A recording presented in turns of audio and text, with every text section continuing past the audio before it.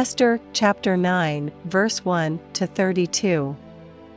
Now in the 12th month, that is, the month Adar, on the 13th day of the same, when the king's commandment and his decree drew near to be put in execution, in the day that the enemies of the Jews hoped to have power over them, though it was turned to the contrary, that the Jews had rule over them that hated them winky face.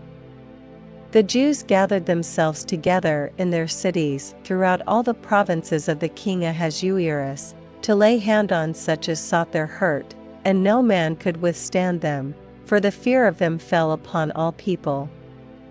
And all the rulers of the provinces, and the lieutenants, and the deputies, and officers of the king, helped the Jews, because the fear of Mordecai fell upon them.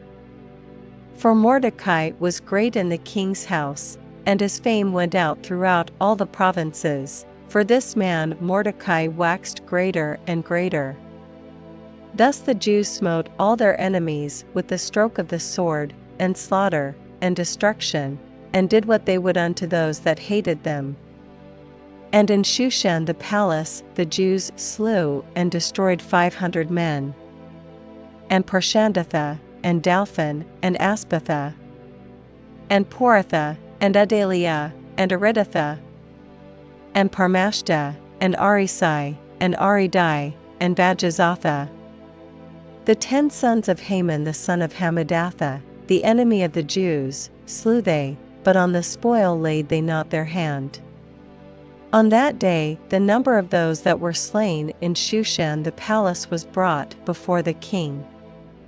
And the king said unto Esther the queen, The Jews have slain and destroyed 500 men in Shushan the palace, and the 10 sons of Haman, what have they done in the rest of the king's provinces? Now what is thy petition? And it shall be granted thee, or what is thy request further? And it shall be done.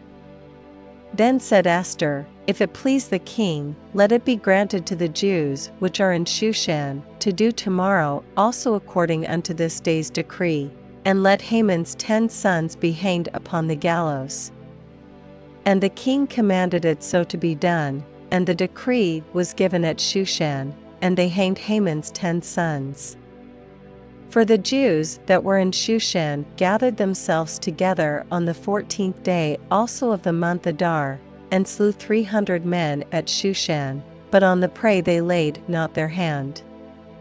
But the other Jews that were in the king's provinces gathered themselves together, and stood for their lives, and had rest from their enemies, and slew of their foes 70 and 5,000, but they laid not their hands on the prey.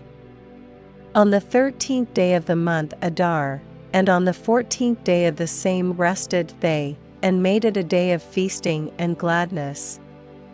But the Jews that were at Shushan assembled together on the 13th day thereof, and on the 14th thereof, and on the 15th day of the same they rested, and made it a day of feasting and gladness.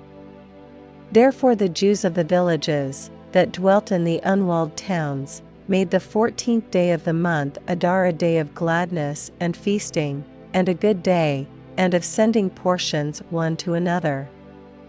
And Mordecai wrote these things, and sent letters unto all the Jews that were in all the provinces of the king Ahasuerus, both nigh and far, to establish this among them, that they should keep the 14th day of the month Adar, and the 15th day of the same, yearly, as the days wherein the Jews rested from their enemies, and the month which was turned unto them from sorrow to joy, and from mourning into a good day, that they should make them days of feasting and joy, and of sending portions one to another, and gifts to the poor. And the Jews undertook to do as they had begun, and as Mordecai had written unto them. Because Haman the son of Hammedatha, the Agagite, the enemy of all the Jews, had devised against the Jews to destroy them, and had cast pur, that is, the lot, to consume them, and to destroy them. But when Esther came before the king, he commanded by letters that his wicked device, which he devised against the Jews, should return upon his own head, and that he and his sons should be hanged on the gallows. Wherefore they called these days Purim after the name of Pur. Therefore, for all the words of this letter, and of that which they had seen concerning this matter, and which had come unto them, the Jews ordained, and took upon them, and upon their seed, and upon all such as joined themselves unto them, so as it should not fail, that they would keep these 2 days according to their writing, and according to their appointed time every year, and that these days should be remembered and kept throughout every generation, every family, every province, and every city, and that these days of Purim should not fail from among the Jews, nor the memorial of them perish from their seed. Then Esther the queen, the daughter of Abihail, and Mordecai the Jew, wrote with all authority, to confirm this second letter of Purim.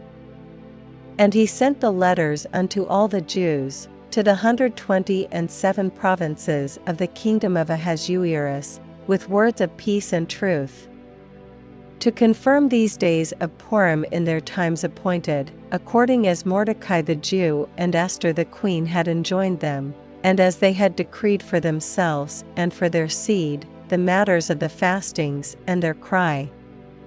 And the decree of Esther confirmed these matters of Purim, and it was written in the book.